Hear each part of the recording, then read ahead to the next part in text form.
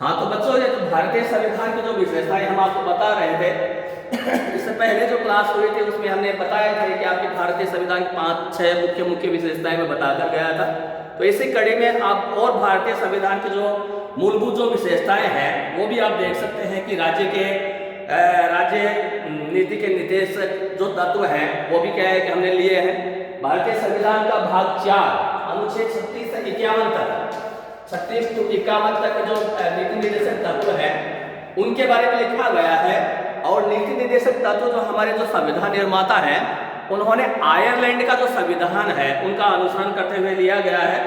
भारतीय संविधान के 4थे अध्याय में शासन के संचालन के लिए मूलभूत सिद्धांतों का वर्णन किया गया है और इन्हें ही राज्य नीति के निर्देशक अथवा नीति निश्चित करने वाले तत्व कहा गया है। भारतीय संविधान के नीति निर्देशक तत्वों का विचार आयरलैंड के संविधान से लिया गया है और इस तत्व की प्रकृति के संबंध में संविधान के 37वें अनुच्छेद में कहा गया है कि नीति निर्देशक तत्वों को किसी न्यायालय द्वारा बाध्यता नहीं दी जा सकेगी, किंतु तो ये भी शासन में मूलभूत है। इस प्रकार नीति निर्देशक तत्वों को वैधानिक शक्ति तो प्राप्त नहीं है, लेकिन इसे राजनीतिक संरक्षण शक्ति अवश्य प्राप्त है।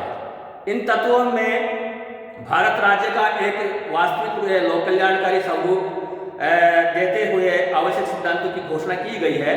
जीएन जोशी के शब्दों में ये तत्व आधुनिक प्रजातंत्र के लिए राजनीतिक, सामाजिक और आर्थिक कार्यक्रम प्रस्तुत करते हैं। इसके अतिरिक्त जो भारत का संविधान है इसकी मुख्य विशेषताओं में स्वतंत्र न्यायपालिका और अन्य स्वतंत्र अभिकरण की भी व्यवस्था है। संघात्मक शासन व्यवस्था में न्यायपालिका संविधान की व्याख्याता और रक्षक होने के कारण उसका स्वतंत्र होना आवश्यक है। इसके अतिरिक्त संविधान द्वारा नागरिकों को प्रदान किए गए मौलिक अधिकारों की रक्षा के लिए भी न्यायपालिका की स्वतंत्रता नितांत आवश्यक हो जाती है। न्यायपालिका की स्वतंत्रता हेतु संविधान में अनेक विशेष व्यवस्थाएं की गई हैं, यथा सर्वोच्च न्यायालय और उस न्यायालयों के न्यायाधीशों की नियुक्ति राष्ट्रपति द्वारा होना, न्यायाधीशों को पद की सुरक्षा प्राप्त होना, न्यायाधीशों के कार्यकाल में उनके वेतन भत्तों में कमी नहीं हो सकना और न्यायाधीशों के आचरण पर व्यवस्थापिका द्वारा विचार न किया जाना आदि आदि। इस प्रकार भारतीय न्यायपालिका स्वतंत्र है और पिछले 67 या 71 वर्ष की अवधि में न्यायपालिका अपनी स्वतंत्रता का अनेक बार परिचय दे चुकी है। इसके अतिरिक्त स्वतंत्र न्यायपालिका को अतिरिक्त संविधान के द्वारा अन्य स्वतंत्र अभिकरणों की भी व्यवस्था की गई है, जिसमें निर्वाचन आयोग के नियंत्रक, महालेखा परीक्षक तथा लोक सेवा आयोग प्रमुख है। इसी कड़ी में सांप्रदायिक प्रतिनिधित्व का अंत और वयस्क मताधिकार का प्रारंभ किया गया है। ब्रिटिश जो सरकार है उन्होंने 1909 का जो पार्लियामेंट्री अधिनियम पेश किया था उसमें सांप्रदायिक पद्धति को लागू किया गया था, जिसमें भारत के विभिन्न प्रमुख संप्रदायों को एक दूसरे का विरोधी बना दिया था। अतः नवीन संविधान के अंतर्गत सांप्रदायिक प्रतिनिधित्व का अंत कर वयस्क मताधिकार के आधार पर एक संयुक्त प्रतिनिधित्व की पद्धति को अपनाया गया है। करोड़ों व्यक्तियों को एक साथ वयस्क मताधिकार प्रदान करना संविधान सभा का निश्चित रूप से एक ऐतिहासिक कार्य ही था। प्रोफेसर श्रीनिवासन के शब्दों में सांप्रदायिक चुनाव पद्धति की समाप्ति और वयस्क मताधिकार का प्रारंभ नवीन संविधान की महान और क्रांतिकारी विशेषता है। जब संविधान बना था तो भारत का वह व्यक्ति जो 21 साल कंप्लीट कर चुका है वो उसको क्या है कि मताधिकार दिया गया था, मगर जब हमारे युवा प्रधानमंत्री श्री राजीव गांधी बने थे तो उन्होंने भारतीय संविधान में 62वां संविधान संशोधन किया था। तो 62वें संविधान संशोधन के 18 वर्ष पार कर चुका लड़का या लड़की, युवक या युवती, उनको क्या है कि मताधिकार दिया गया है। तो वर्तमान समय में पूरे विश्व में मतदाताओं की संख्या अगर देखी जाए तो सबसे ज्यादा भारत में है।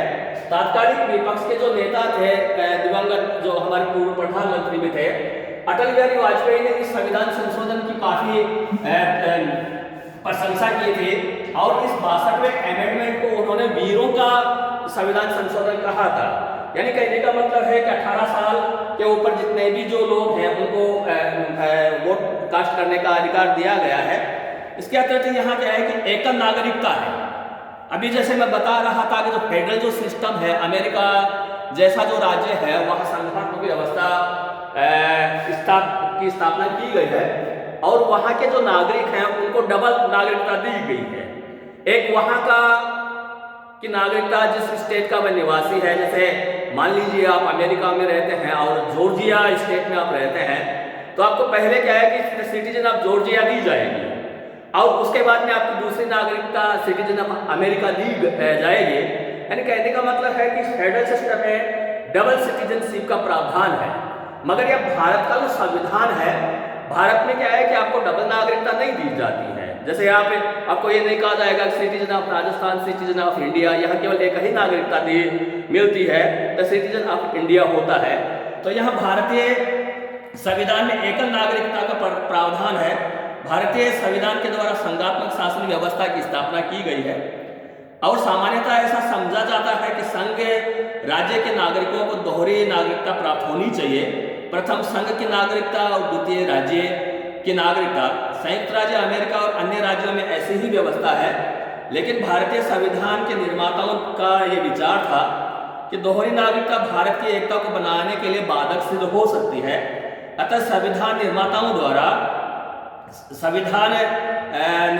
द्वारा संघ राज्य की स्थापना करते हुए भी दोहरी नागरिकता को नहीं वरन एकल नागरिकता के आदर्श को ही अपनाया है। नागरिकता अधिनियम 1955 में संशोधन करके 2004 में 16 देशों स्विट्जरलैंड, ऑस्ट्रिया, कनाडा, इजराइल, पुर्तगाल, फ्रांस, स्वीडन, न्यूजीलैंड, यूनान, Cyprus, Italy, Finland, Ireland, Netherland, Britain और अमेरिका में बसे भारतीय मूल के लोगों को उनकी विदेशी नागरिकता के साथ भारत की ओवरसीज नागरिकता प्रदान करने का प्रावधान किया गया है। ऐसे किया गया है। देशों के इस सूची को आगे चलकर विस्तार किया जा सकेगा। ऐसी दोहरी नागरिकता प्राप्त करने वाले भारतीय मूल के व्यक्तियों को भारत में आने जाने की स्वतंत्रता होगी, किंतु इन्हें मताधिकार या संवैधानिक पद प्राप्त करने का कोई अधिकार नहीं होगा। इसी के तहत हम देखते हैं कि भारत में सामाजिक समानता की स्थापना की गई है और यहाँ सामान्यतः संविधान के द्वारा अपने नागरिकों को की राजनीतिक और कानूनी समानता पर ही बल दिया जाता है, सामाजिक समानता पर नहीं। लेकिन भारतीय संविधान की यह विशेषता है कि संविधान के द्वारा सामाजिक क्षेत्र में भी सभी नागरिकों की समानता के सिद्धांत का प्रतिपादन किया गया है। इस संबंध में भारतीय संविधान का अनुच्छेद 17 ये कहता है कि अस्पृश्यता का अंत किया गया है और उसका किसी भी रूप में आचरण निषिद्ध किया जाता है। किसी भी रूप में अस्पृश्यता का आचरण विधि के अनुसार दंडनीय होगा। भारत में शेड्यूल्ड कास्ट, शेड्यूल्ड ट्राइब के लोगों की गिरी हुई स्थिति को सुधारने के लिए संविधान में इस प्रकार की व्यवस्था करना आवश्यक भी था और ये क्रांतिकारी आर्टिकल है जिसमें क्या है कि भारत के जो